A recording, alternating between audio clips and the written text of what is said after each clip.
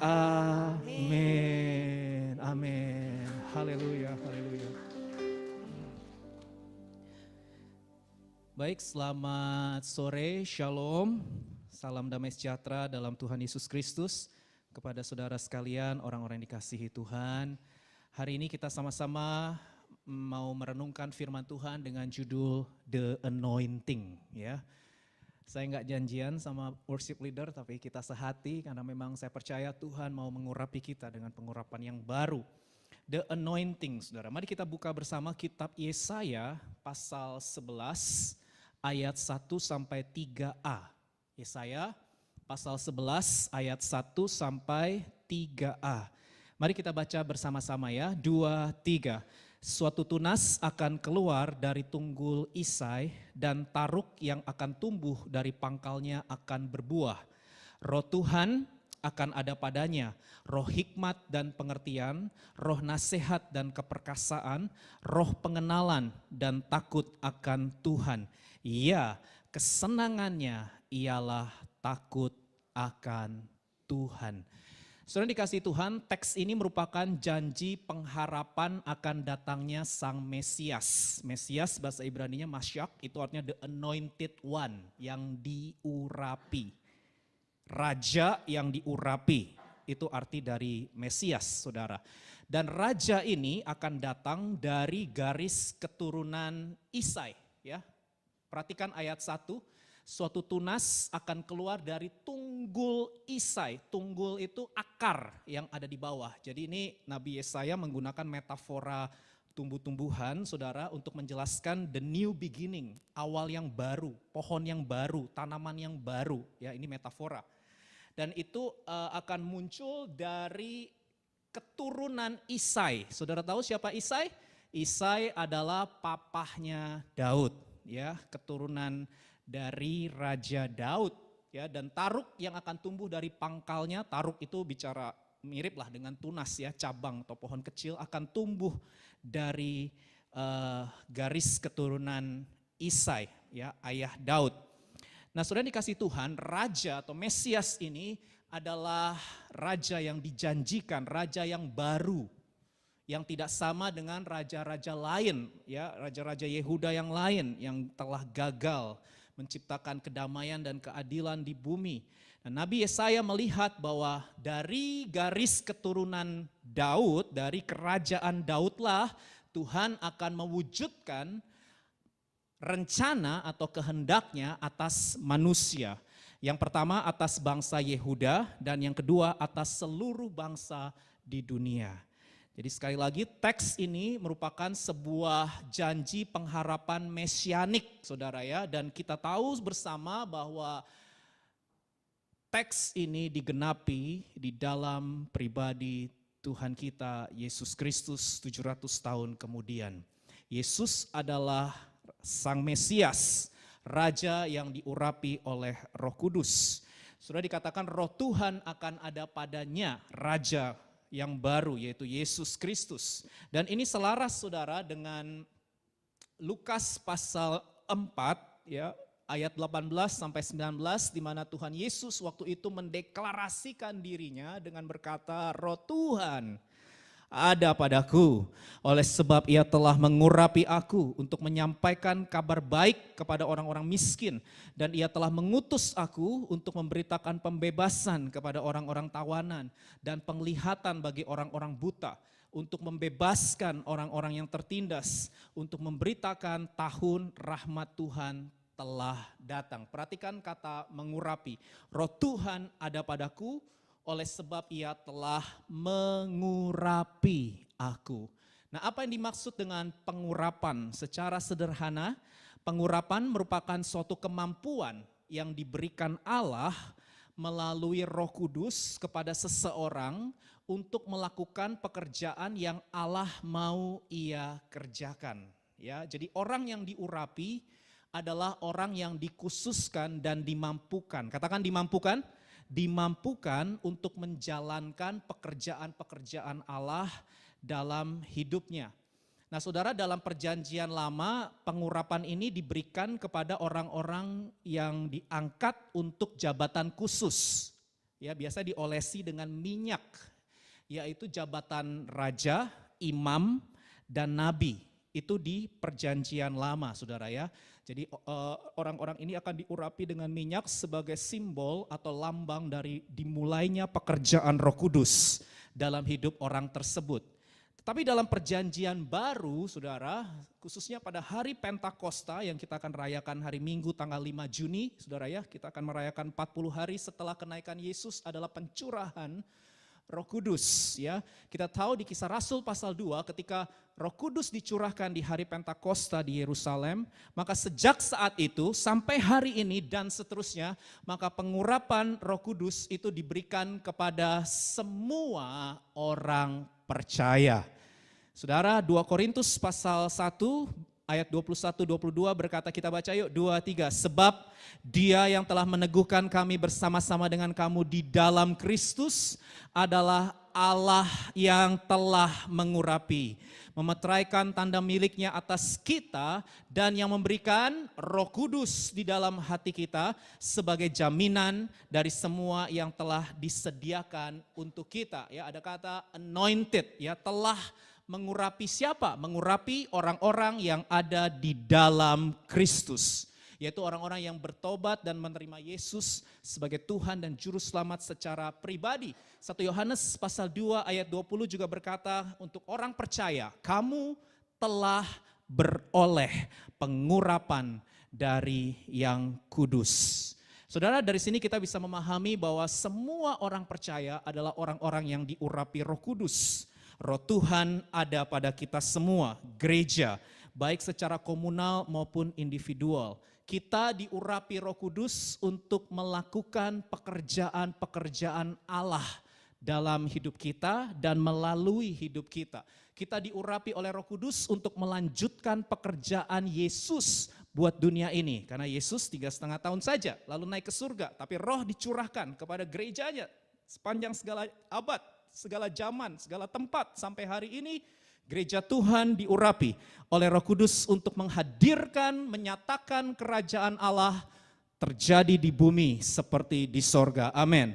Saudara diurapi oleh Roh Kudus untuk menyatakan kerajaan Allah buat keluargamu, buat teman-teman di kampusmu, buat teman-teman di kantor, di pabrik, di tempat kerja di mana saudara setiap hari berada. Roh Kudus mengurapi saudara supaya saudara bersinar terang seperti lagu tadi, we will shine, shine like stars above, ya.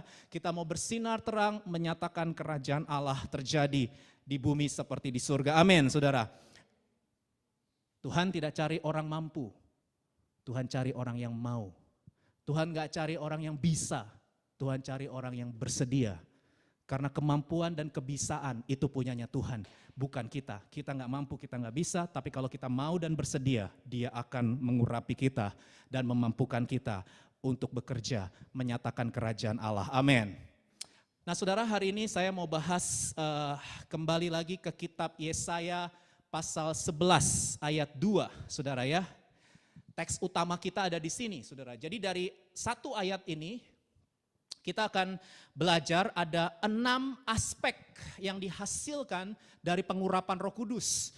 Jadi ketika Roh Kudus mengurapi kita, memenuhi kita, maka ada 6 hal, 6 aspek ya. Ada yang juga bilang ini the gift of spirit ya, karunia. Ada 6 karunia dari Roh yang bisa termanifestasi dalam kehidupan orang-orang yang dipenuhi dengan pengurapan. Yang pertama hikmat, kedua pengertian, yang ketiga nasihat, yang keempat keperkasaan, yang kelima pengenalan, dan yang keenam adalah takut akan Tuhan. Wisdom, understanding, counsel, might, knowledge, and the fear of the Lord. Saya akan bahas 6 ini saudara ya. Oke, siapkan catatan saudara supaya kita bisa memahami apa yang menjadi kehendak Tuhan di tahun paradigma yang baru ini. Kita sedang merenungkan tentang Roh Kudus panjang bulan Mei. Ya, Holy Spirit brings freedom, dan hari ini kita mau lihat 6 aspek yang dihasilkan dari orang yang dipenuhi dengan pengurapan Roh Kudus. Yang pertama saudara adalah wisdom atau hikmat. Katakan hikmat. Nah saudara, apa itu hikmat? Hikmat adalah sebuah kemampuan untuk memberikan respon yang tepat pada saat yang tepat. The right response at the right time. Ya. Sekali lagi saya ulangi, hikmat adalah sebuah kemampuan untuk memberikan respon yang tepat. Katakan respon yang tepat pada saat atau waktu yang tepat. Hikmat memampukan kita untuk membuat keputusan yang tepat, bertindak dengan tepat pada waktu yang tepat. Orang yang diurapi dengan Roh Kudus, Roh Hikmat adalah orang yang tahu timingnya. Kapan dia harus diam dan kapan dia harus bicara. Kapan dia harus berkata iya dan kapan dia harus berkata tidak. Dia tahu timingnya. Dia tahu kapan harus dekat dengan seseorang atau orang-orang tertentu dan kapan harus jaga jarak atau menjauh dari orang tertentu atau orang-orang tertentu. Orang yang berhikmat tahu kapan dia harus memperhatikan dengan sungguh-sungguh dan kapan dia harus mengabaikan atau tidak perlu memperhatikan. Kapan dia harus membuka telinga dan kapan dia harus menutup telinga. Orang yang berhikmat tahu kapan waktu yang tepat.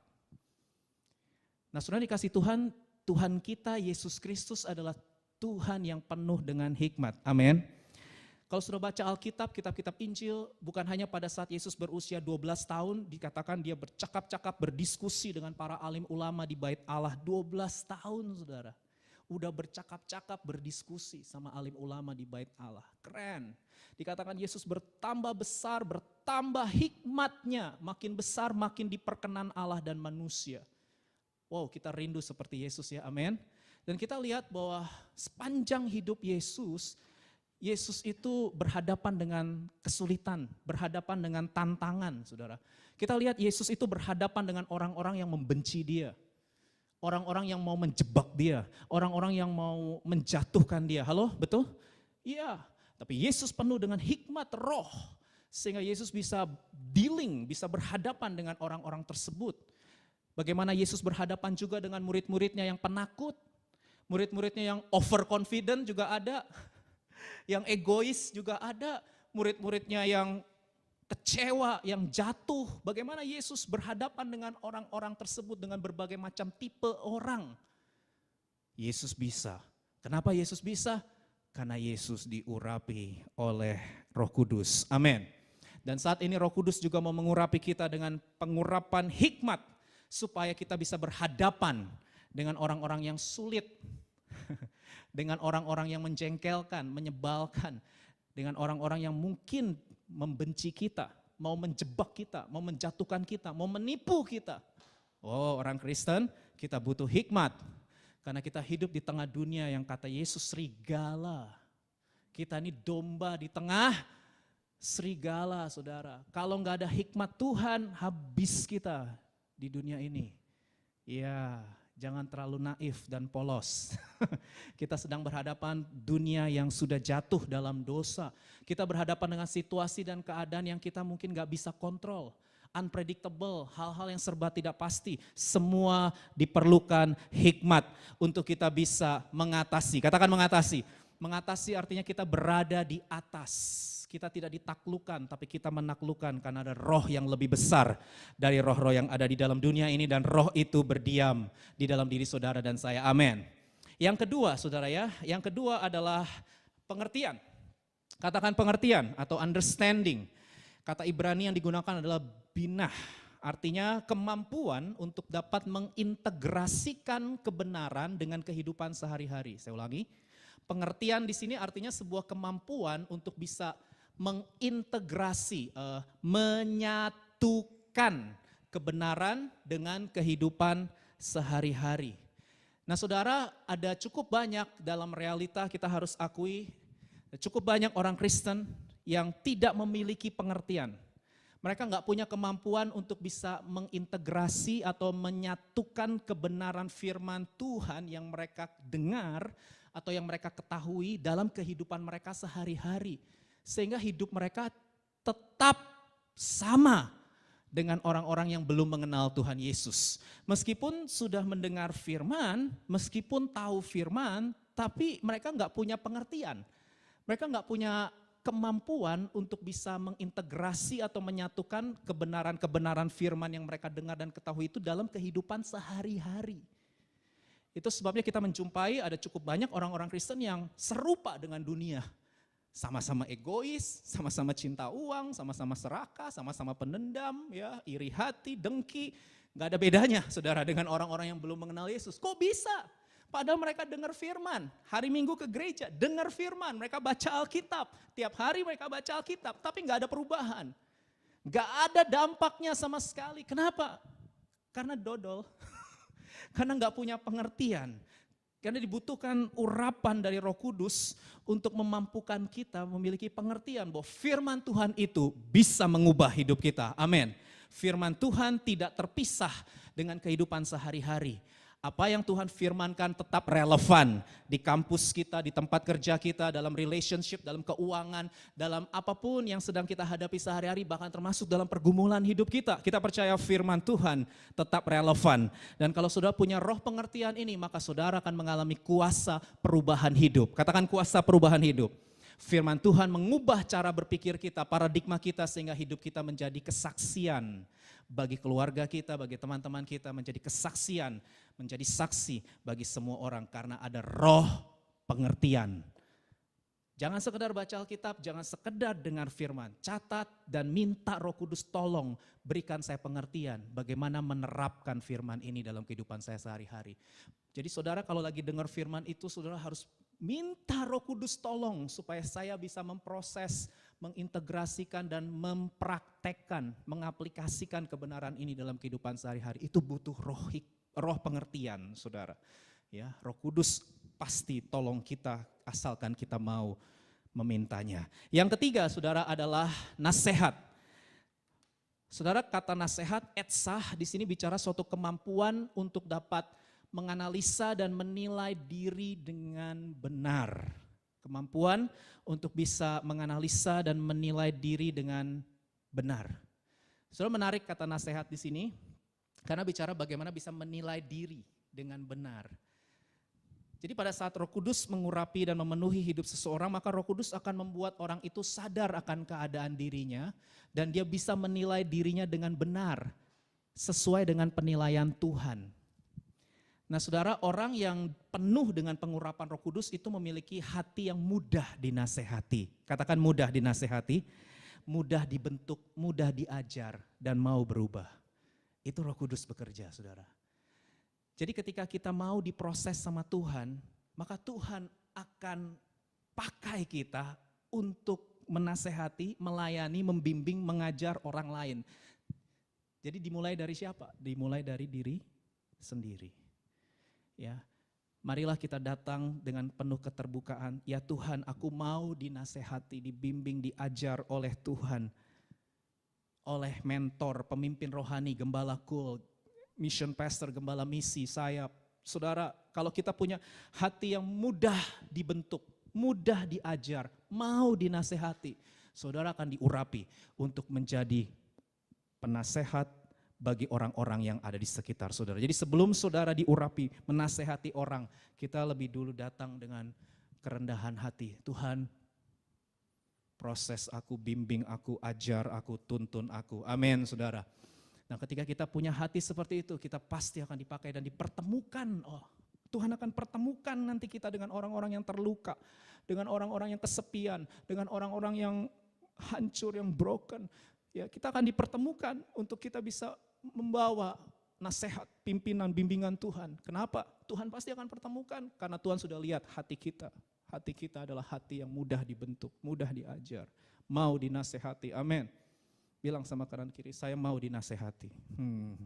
Ya, jadi kalau ada yang mau menegur silahkan. Tapi ingat ya, kalau menegur harus secara pribadi. Kalau memuji orang di depan banyak orang ya. Dengar nih peraturan, dengar peraturan ya. Kalau saudara mau memuji orang, pujilah dia di depan banyak orang. Tapi kalau saudara mau memberi masukan, mau menegur, tegurlah secara pribadi, jangan di depan orang. Ya, ada orang Kristen yang kebalik. Ketika mau menegur, mau itu di depan orang, memuji pribadi, ya itu kebalik saudara. Ya, ingat ya, jadi kita datang dengan hati yang mudah dibentuk, mudah diajar, dan Tuhan suka dengan orang seperti itu, dan Tuhan akan karuniakan the spirit of counsel, roh nasihat, untuk kita melayani orang-orang yang terluka, orang-orang yang kesepian, yang sedih, yang berduka cita, dan lain sebagainya. Nah saudara, yang keempat itu adalah keperkasaan. Keperkasaan, kata Ibrani yang digunakan adalah geburah, yaitu sebuah kemampuan untuk berdiri teguh dan tetap setia menghidupi kebenaran sampai akhir hidup kita. Saya ulangi, keperkasaan di sini bicara sebuah kemampuan untuk kita standing firm, berdiri teguh, dan faithful, having faith to the very end, punya iman yang setia sampai akhir hidupku. Nah itu saudara, itu perlu pengurapan Roh Kudus. Karena pada dasarnya manusia itu gampang berubah, gampang tidak setia. Itu sebabnya kita harus bergantung terus supaya Roh Kudus memenuhi kita dengan roh keperkasaan. Bapak gereja bernama Thomas Aquinas mengistilahkan keperkasaan ini dengan endurance. Apa itu endurance? Tahan banting ya. Tahan uji gitu ya, tahan banting saudara. Endurance, tekun, kuat. Karena begini, kita harus akui bahwa tidak sedikit orang Kristen itu yang semangatnya itu cuma di awal. Begitu dia terima Tuhan Yesus, wih semangat ya, sejak ku terima Yesus, apalagi setelah dibaptis, wih semangat baca Alkitab, ya kan, rajin ke gereja, ikut komunitas rohani, menjadi saksi, bersaksi kepada orang-orang, awalnya menggebu-gebu. Tapi begitu mulai hidupnya nyaman, semuanya serba nyaman, hidupnya enak, pleasure, ya saudara, tidak sedikit orang-orang Kristen akhirnya menjauh dari Tuhan, melupakan Tuhan. Hati-hati di Korea ini nyaman, ini negara nyaman, saudara ya. Kalau saudara nggak hati-hati ada jebakan dari kenyamanan. Jebakan kenyamanan akan membuat kedangkalan iman. Cukup banyak orang-orang Kristen tumbang bukan karena penderitaan, bukan karena penganiayaan, tapi tumbang karena terlalu nyaman hidupnya, saudara ya. Nah kita harus berhati-hati, tapi saya bersyukur karena saudara sekalipun ada di negara yang nyaman, negara maju, negara yang sukses, saudara tetap ingat sama Tuhan dan komunitas rohani. Ya, kita jauh dari orang tua, di sini kita bisa buat apa saja, orang tua kita nggak tahu, keluarga kita nggak tahu, kita bisa buat apa saja, asal nggak diupload, nggak ada yang tahu saudara. Ya kan, ini berbahaya, ini sebuah jebakan. Ada cukup banyak orang Kristen, kenyamanan membuat mereka lupa sama Tuhan dan komunitas. Tapi bukan kenyamanan, ada juga orang-orang Kristen yang mengalami kekecewaan. Karena apa? Karena mereka menghadapi realita hidup nggak sesuai dengan ekspektasi, nggak sesuai dengan keinginan. Ada juga kesibukan, saudara harus berhati-hati juga dengan kesibukan. Ada cukup banyak orang Kristen yang karena kesibukan, mereka nggak lagi punya waktu untuk saat teduh, nggak punya waktu lagi untuk komunitas rohani dan lain sebagainya. Hilang dari peredaran. Pada awalnya bersemangat, tapi di tengah-tengah hilang dari peredaran. Oleh karena itu saya berdoa supaya roh keperkasaan ini memenuhi kita semua, supaya kita menjadi orang-orang yang tahan banting. Amin. Yang punya roh yang tidak mudah menyerah, tidak mudah putus asa, tapi kita boleh terus setia sampai akhir hidup kita. Saudara, saya mengatakan hal ini bukan berarti kita tidak boleh sedih, kita nggak boleh kecewa atau terluka, enggak lah. Kita ini kan bukan batu, kita juga bukan robot, kita ini manusia, personal, kita punya pikiran, kita punya emosi, kita punya perasaan. Jadi orang Kristen masih bisa sedih, Yesus juga sedih kok. Halo, Yesus sedih nggak? Yesus pernah terluka enggak? Yesus pernah kecewa enggak? Halo? Ya, Yesus juga mengalami, saudara, apa yang saudara alamin. Ngalamin, saudara, difitnah, dikhianati, ditinggal, ya, kesendirian. Yesus alami gejolak emosi yang kita alami itu, Yesus alami, saudara. Ya, karena memang manusia itu kan makhluk personal. Jadi bukan berarti kalau punya roh keperkasaan enggak boleh sedih. Nggak boleh terluka, terus itu mah batu, ya, itu mah mekanik, robot, saudara. Enggak, kita masih bisa sedih. Tapi roh keperkasaan akan memampukan kita supaya tidak dikendalikan oleh kesedihan, tidak dikuasai oleh rasa luka dan lain sebagainya. Kita bisa terluka, kita bisa kecewa, kita bisa sedih, ngalami kehilangan, kita ngalamin mungkin patah hati ya, kita masih bisa alami selama kita hidup karena kita punya perasaan, tapi kita tidak memberi diri kita untuk terus-menerus dikuasai dan dikendalikan oleh emosi-emosi tersebut, karena hidup kita ada dalam pengurapan keperkasaan Roh Allah yang hidup. Amin. Sehingga sekalipun kita sedih, kita tahu bahwa rasa sedih ini akan membawa sebuah makna yang terbaru buat hidup kita. Ya, ada pembelajaran-pembelajaran baru ya dalam setiap hal yang kita hadapi, karena kita akan terus mengalami yang namanya proses pembelajaran, selalu baru. Ada pembelajaran yang membuat kita semakin dewasa ketika kita menghadapi kehilangan, penolakan, kegagalan dan lain sebagainya. Percayalah, tidak pernah ada yang kebetulan terjadi dalam hidup kita. Kalau itu terjadi, itu karena Tuhan mau kita jadi orang-orang yang standing firm, yang berdiri teguh, yang tetap setia menghidupi kebenaran sampai akhir hidup kita. Amin. Faithful, having faith to the very end. Itu butuh pengurapan dari roh keperkasaan.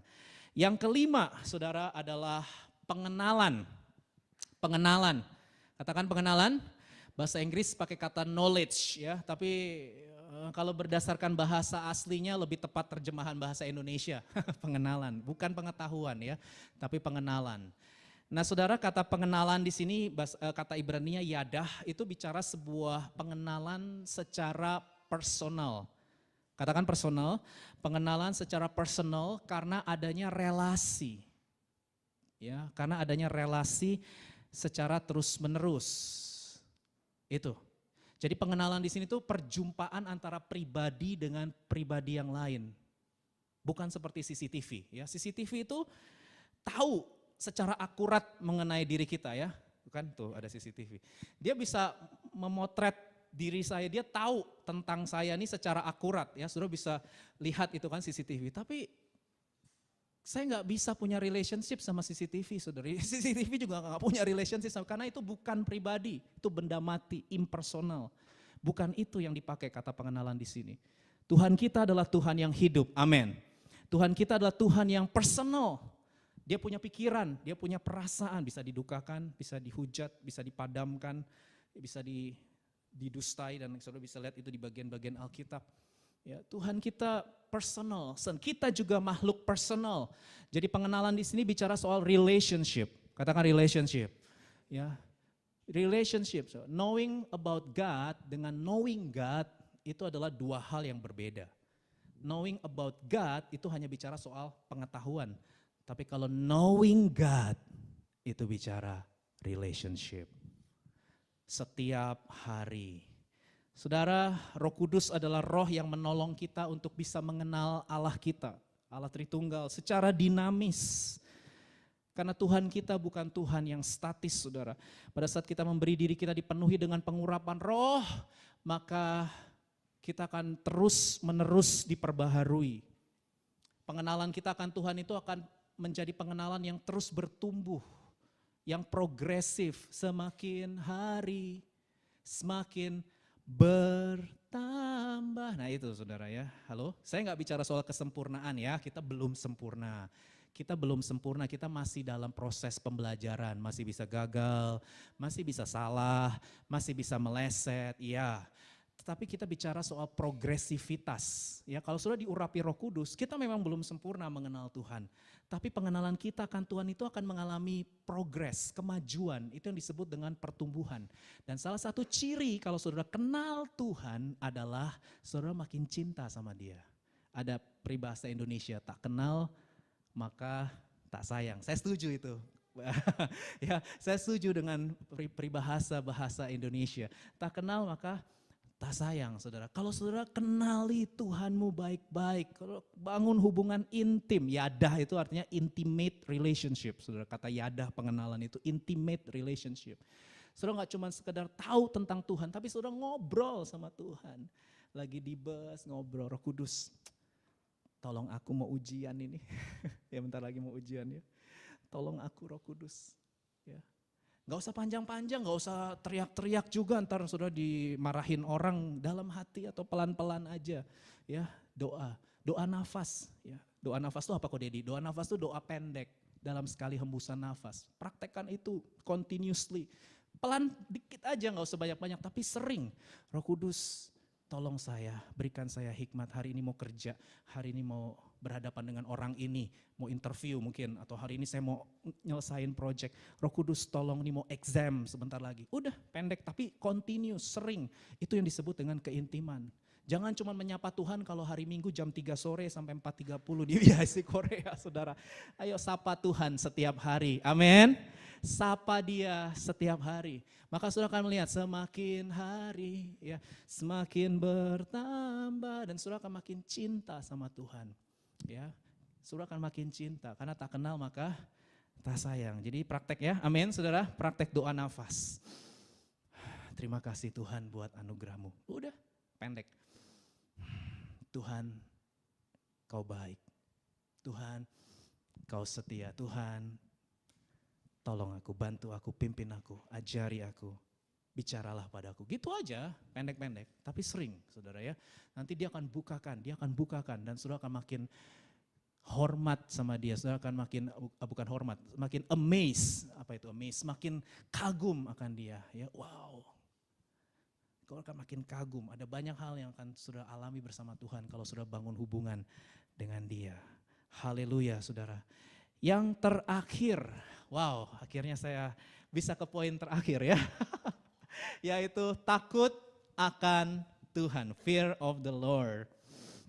Saudara, kata takut akan Tuhan, ini bicara mengenai kemampuan ya. Kemampuan untuk kita bisa, lebih tepat sebenarnya bukan takut ya, tapi menghormati. Itu lebih tepat. Menghormati, sebuah sikap hati yang menghormati Allah. Menghormati Allah yang begitu mengasihi kita. Jadi ada dua kata kunci. Fear of the Lord itu dua kata kuncinya. Respect and love. Honor and love. Hormat dan cinta.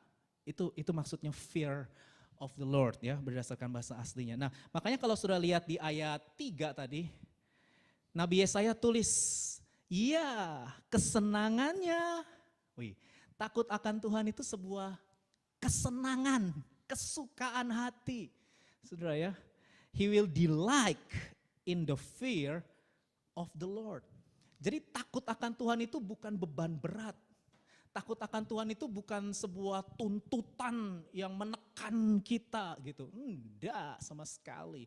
Tapi takut akan Tuhan itu adalah sebuah kesenangan. Menurut saya keren ini, Nabi Yesaya tulis ya. Takut akan Tuhan itu sebuah enjoyment. Sebuah sukacita. Takut akan Tuhan itu sebuah sukacita dan kesenangan. Kita melakukannya dengan sukarela. Kenapa? Karena ada cinta, saudara. Karena ada cinta di hati. Jadi ini sangat penting ya. Ini tolong orang Kristen, saudara harus ingat hukum yang terutama itu adalah love. Kita beribadah, kita berdoa, kita merenungkan firman, kita ke gereja, ikut community, kita melayani, menjadi saksi, kita mengampuni orang, kita bermurah hati, kita berbuat baik. Karena kasih, karena kita mengasihi. Bukan karena kita takut dihukum, takut gak diberkati, takut kena sial, bukan. Saudara, kita bukan agama teror. Awas lu, gak saat teduh teror. Gak ke gereja diteror ya. Ayo gak ke gereja ya, hari ini bolong ya. Lihat nanti ya, diteror. Jangan saudara, ada banyak orang beragama seperti itu. Tapi itu bukan yang diajarkan oleh Alkitab. Karena kekristenan itu adalah loving relationship. Ya, personal relationship with God. Saudara, ada satu perumpamaan yang menarik. Kemarin saya sempat share juga di pertemuan Menara Doa Pelayan ya. Yaitu perumpamaan tentang anak sulung, saudara ya. Saudara tahu ya, Lukas pasal 15, kebanyakan orang cerita mengenai anak bungsu yang hilang itu. Ya, kita juga pernah bikin drama ya tahun 2019. Kebanyakan orang tuh fokusnya ke anak bungsu yang hilang itu saudara ya, anak terhilang yang kembali ke rumah bapak. Tapi sebenarnya ada satu potret lagi yang menurut saya ironi sekali, yaitu tentang anak sulung. Kalau saudara baca Lukas pasal 15 ya ayat 29-31, begitu anak sulung tahu bahwa adiknya yang kurang ajar itu kembali ke rumah dan disambut dengan pesta oleh ayahnya, dia nggak bersuka cita loh. Halo. Ayahnya bersuka cita ketika anaknya yang hilang itu kembali. Wah, ayahnya bersuka cita lalu bikin party, bikin pesta, betul? Tapi anak sulung dia marah, saudara. Dia komplain sama ayahnya. Dia iri, hati-hati, envy and anger. Dua emosi mendominasi anak sulung ini. Coba kita lihat ya, ketika dia tahu adiknya pulang ke rumah, adiknya bertobat, saudara, dia komplain sama bapaknya. Ayat 29. Tetapi ia menjawab ayahnya, katanya, telah bertahun-tahun aku melayani bapak. Aku belum pernah melanggar perintah bapak. Ini orang baik ya. Anak sulung ini baik, saudara. Enggak kayak anak bungsu, kurang ajar ya, ambil harta harta warisan. Bapaknya masih hidup kok minta harta warisan, itu kan sama aja ngedoain bapaknya cepat itu kan ya. Kurang ajar itu anak bungsu yang hilang itu ya. Lalu dia memboroskan foya-foya, meninggalkan bapaknya pergi ke negeri jauh. Suruh tahu lah ceritanya ya, banyak dramanya kan itu ya, sering suruh tahu lah itu. Tapi ini potret yang menyedihkan karena kakaknya gak bersuka cita, saudara. Dia malah komplain, aku ini udah melayani bapak, aku ini sudah taat ya, gak pernah melanggar perintah bapak. Tapi kepadaku, perhatikan, envy dan anger. Tetapi kepadaku belum pernah bapak memberikan seekor anak kambing untuk bersuka cita dengan sahabat-sahabat. Kok dia dibikinin party? Aku ini yang gak pernah melanggar perintah bapak, selalu nurut sama bapak ya. Aku ini loh yang melayani bapak. Kok aku nggak disambut, nggak dibikinin pesta seperti adikku yang kurang ajar itu gitu. Anger, envy. Hati-hati kalau saudara dikuasai oleh dua emosi ini. Anger and envy.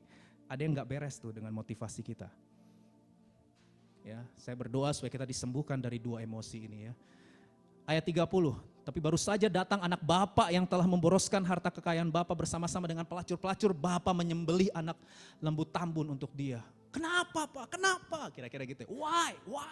Dia protes, marah, iri, saudara, dengki. Dan lihat jawaban papahnya. Waduh, saya sedih saudara ya. Ayat 31, ayahnya berkata, anakku. Bapaknya bilang, anakku, kamu bukan budak, bukan karyawan, bukan pegawai. Anakku, kamu anak, engkau selalu bersama-sama dengan aku. Dan segala kepunyaanku adalah kepunyaanmu. Saudara, dari sini kita bisa lihat, anak sulung ini meskipun dia anak, tapi dia memposisikan dirinya sebagai budak, karyawan, pegawai bapaknya. Oh, kalau aku melayani bapak harus ada balas budi, balas jasa dong, tuntutan, barter, transaksional, dagang, atau dagang ya.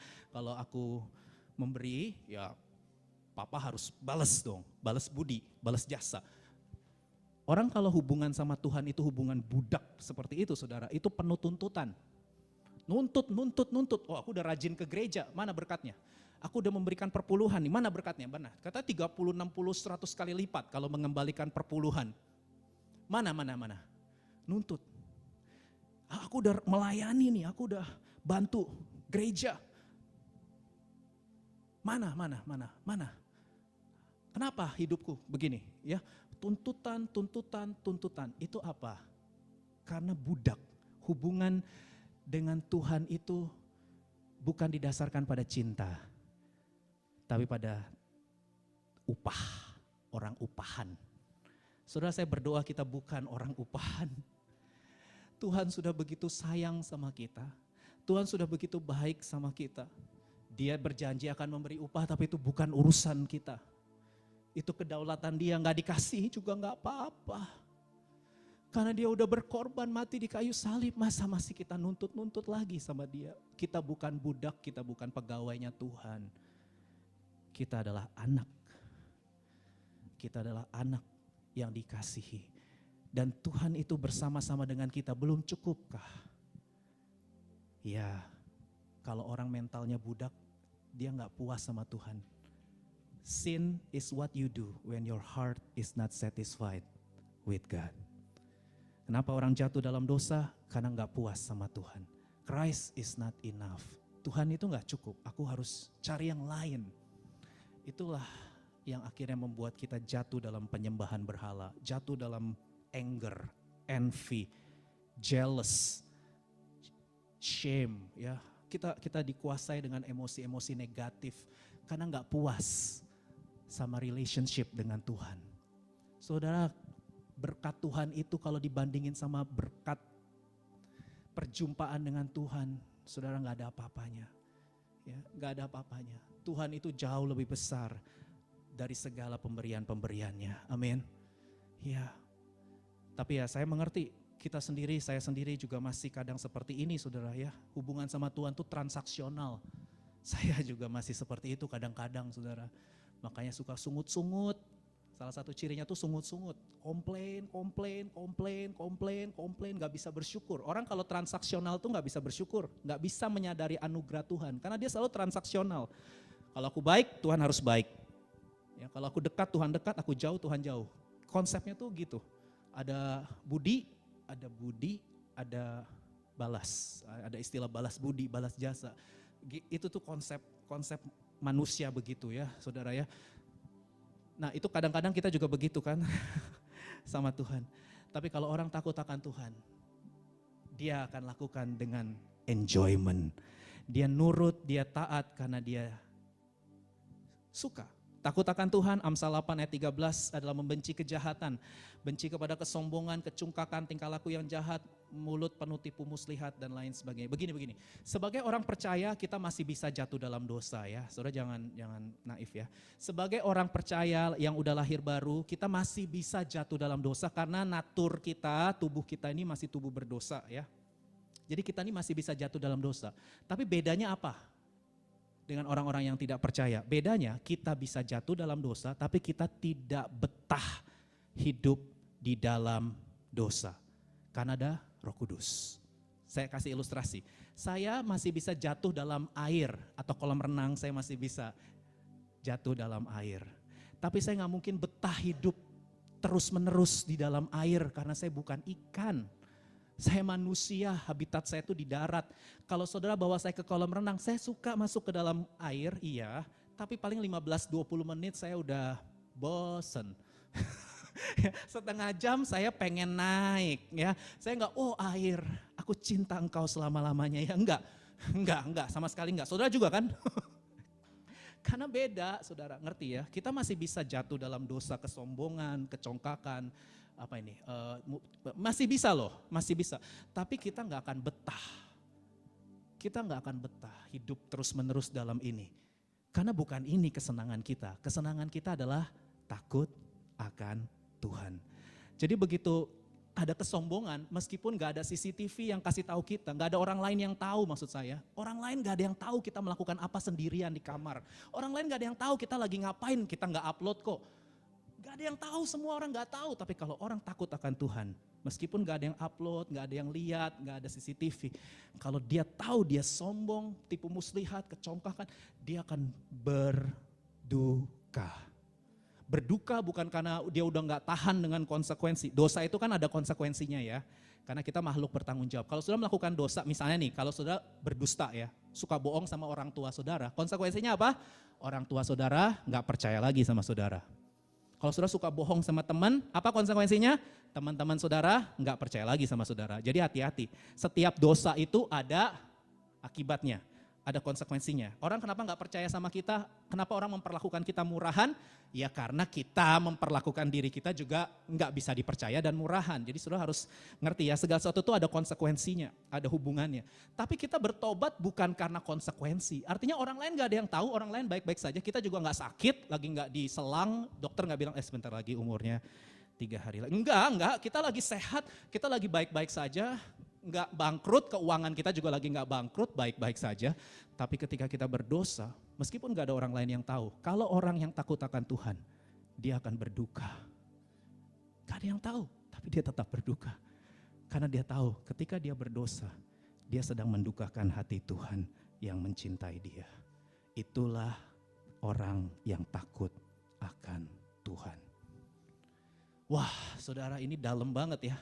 Tapi saya berdoa terus supaya kita punya hati yang remuk, hancur. Setiap kali berhadapan dengan dosa, hati hancur, duka cita, itulah yang menghasilkan pertobatan yang sejati. Dan itu bisa kalau kita dipenuhi dengan Roh Kudus. Hikmat, pengertian, nasihat, keperkasaan, pengenalan, dan takut akan Tuhan.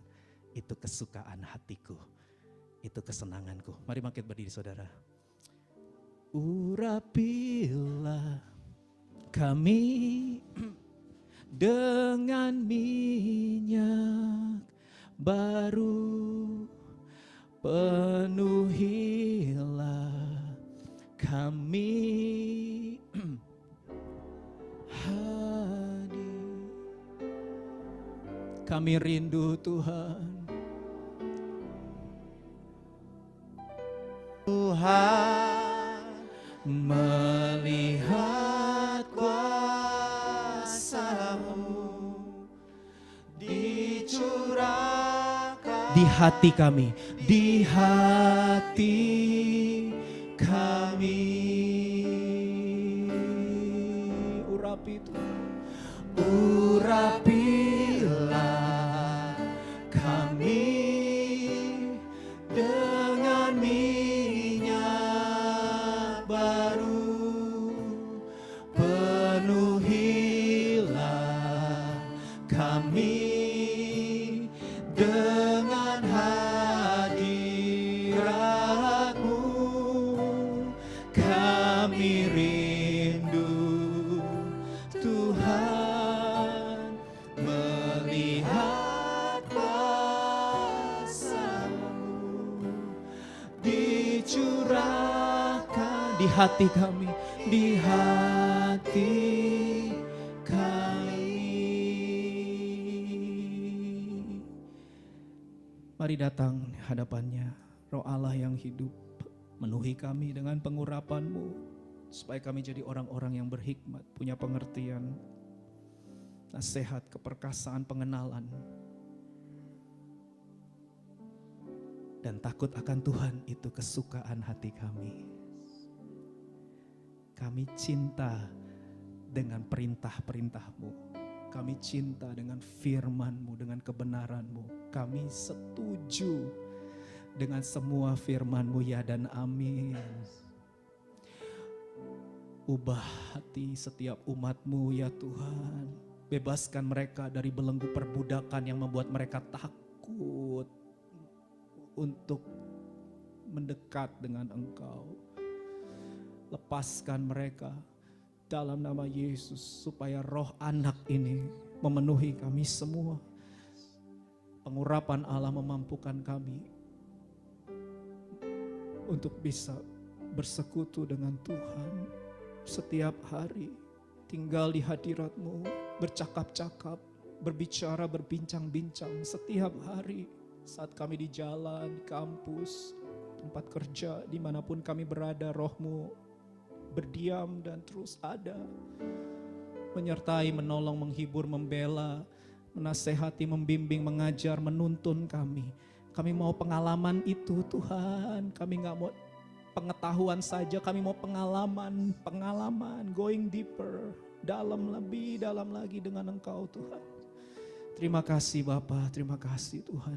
Pengurapan Allah turun dalam nama Yesus, memampukan setiap kita untuk menjadi saksi. Biar hidup kita bersinar terang, menjadi blessing bagi banyak orang. Tuhan pakai kita semua menjadi anak-anak muda yang menjadi teladan, menjadi saksi Tuhan dimanapun kita berada. Haleluya. Terima kasih Tuhan untuk ibadah hari ini. Biarlah ini menjadi ibadah yang terus kami rayakan di sepanjang hari dalam hidup kami Tuhan. Setiap waktu Tuhan, biarlah hati kami terus rindu, lapar, haus akan rumah kediaman Tuhan. Dan sebentar kami mau pulang Tuhan, kami rindu terima berkat dari Tuhan. Mari buka hati, tengadahkan kedua belah tangan saudara. Tuhan memberkati engkau dan melindungi engkau. Tuhan menyinari engkau dengan wajahnya dan memberi engkau kasih karunia. Tuhan menghadapkan wajahnya kepadamu dan memberi engkau damai sejahtera. Pulanglah Kasihilah Tuhan Allahmu dengan segenap hati, jiwa, kekuatan, dan akal budimu. Dan kasihilah sesamamu manusia seperti engkau mengasihi dirimu sendiri. Mulai dari sekarang sampai Maranatha, datanglah ya Tuhan Yesus, kami semua merindukanmu. Dalam nama Yesus, semua yang sukacita, hidup dalam kebenaran dan dipimpin dipenuhi dengan Roh Kudus, sama-sama katakan amin. Haleluya.